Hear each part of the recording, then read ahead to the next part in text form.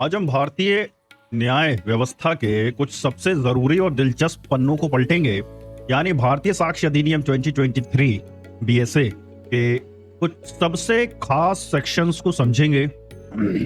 यह कानून सिर्फ किताबों तक सीमित नहीं है, बल्कि हमारी रोजमर्रा की जिंदगी, रिश्तों और यहाँ तक कि हमारे मोबाइल फोन से भी जुड़ा है। क्या आप जानते हैं कि एक व्हाट्सएप चैट या सीसीटीवी फुटेज कोर्ट में आपकी किस्मत बदल सकती है? या क्या आप जानते हैं कि कानून कुछ मामलों में खुद ही मानकर चलता है कि कौन सही है और कौन गलत? आज हम इन सभी सवालों के जवाब बहुत ही सरल और आसान तरीके से समझेंगे। तो चलिए शुरू करते हैं। भारतीय साक्ष्य अधिनियम 2023 कानून की डिजिटल क्रांति। देखिए दोस्तों, जब भी कोई केस कोर्ट में जाता है तो वहां गवाहों की कहानियां और वकीलों की बहस चलती है, लेकिन इन सब के ऊपर होते हैं सबूत। पहले हमारे पास 150 साल पुराना कानून था जो आज की डिजिटल दुनिया के लिए फिट नहीं था। अब उसी की जगह आया है भारतीय साक्ष्य अधिनियम 2023। यह नया कानून डिजिटल सबूतों को पूरी तरह से मान्यता देता है, जैसे ईमेल, चैट, सीसीटीवी फुटेज या कोई भी इलेक्ट्रॉनिक रिकॉर्ड।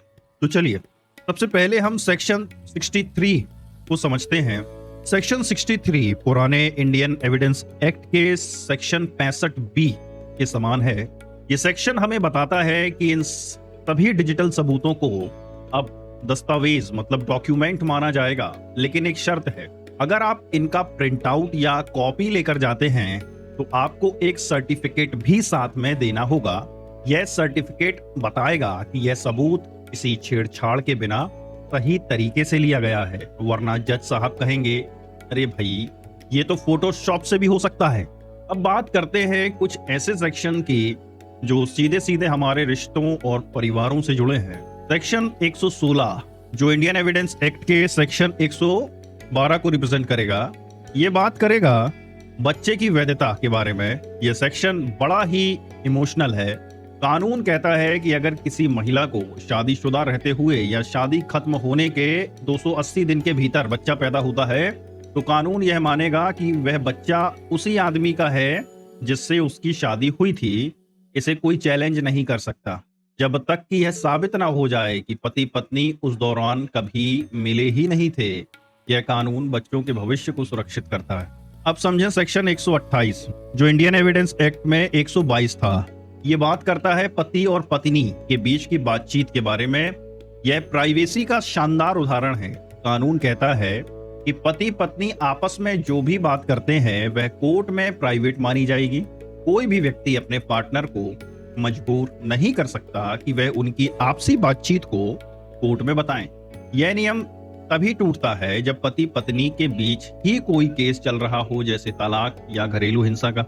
अब समझते हैं सेक्शन 117 के बारे में जो इंडियन एविडेंस एक्ट में 113A था, और इंडियन एविडेंस एक्ट के 113B को समझते हैं जो भारतीय साक्ष्य अधिनियम में 118 हो गया है।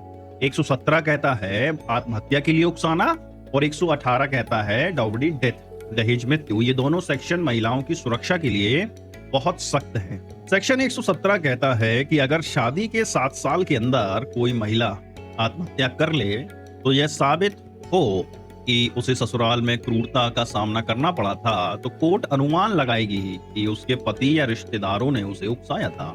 वहीं पर सेक्शन 118 को समझें तो ये और भी सख्त है। अगर शादी के 7 साल के अंदर किसी महिला की असामान्य परिस्थितियों में मौत हो जाए और यह साबित हो कि उसे दहेज के लिए परेशान किया गया था, तो कोर्ट यह मानेगी कि उसकी मौत दहेज के कारण हुई है।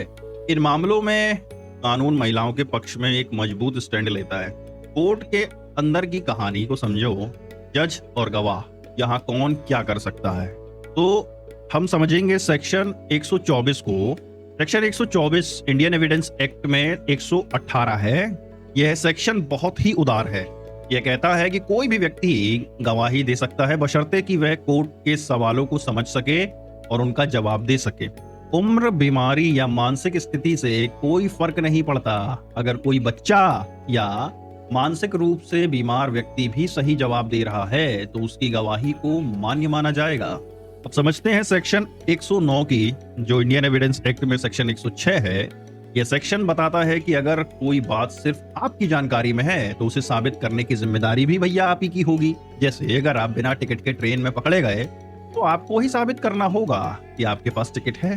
अब समझेंगे सेक्शन 113 को, जो इंडियन एविडेंस एक्ट में भी सेक्शन 113 ही है। यह कहता है कि जो व्यक्ति किसी चीज के कब्जे में है, कानून उसे ही उस चीज का मालिक मानता है। अगर कोई दूसरा व्यक्ति दावा करे कि वह उसका मालिक नहीं है तो उसे ही यह साबित करना होगा कि भैया वो उसका मालिक नहीं है। अब समझो सेक्शन 168 जो इंडियन एविडेंस एक्ट में सेक्शन 165 है, यह सबसे पावरफुल सेक्शन है। यह जज साहब को यह अधिकार देता है कि वे किसी भी समय किसी भी व्यक्ति किसी भी गवाह से कोई भी सवाल पूछ सकते हैं ताकि वे सच तक पहुंच सके, पर इस पर कोई भी वकील आपत्ति नहीं जता सकता। यह दिखाता है कि जज साहब सिर्फ दर्शक नहीं है बल्कि सच को बाहर निकालने वाले एक इम्पोर्टेंट खिलाड़ी भी हैं। तो देखा दोस्तों, कानून कितना गहराई से हमारे जीवन के हर पहलू को छूता है। जहां सेक्शन 63 हमें डिजिटल दुनिया में न्याय दिलाता है, वहीं सेक्शन 116, 128, 117 और 118 हमारे रिश्तों और परिवार की सुरक्षा करते हैं। सेक्शन 124, 109, 113 और 168 कोर्ट में न्याय की प्रक्रिया को स्पष्ट और सरल बनाते हैं। ये कानून हमें सिखाते हैं कि हर छोटी से छोटी बात का ही कानूनी महत्व हो सकता है। इसलिए कानून को जानना बहुत जरूरी है ताकि गलती से भी कोई ऐसा काम ना हो जाए जो बाद में आपको कोर्ट कचहरी में परेशानी में डाल दे। और अगर ऐसा हो भी जाए तो आपको पता हो कि आपकी गलती कहाँ हुई और उसे कैसे सुधारा जा सकता।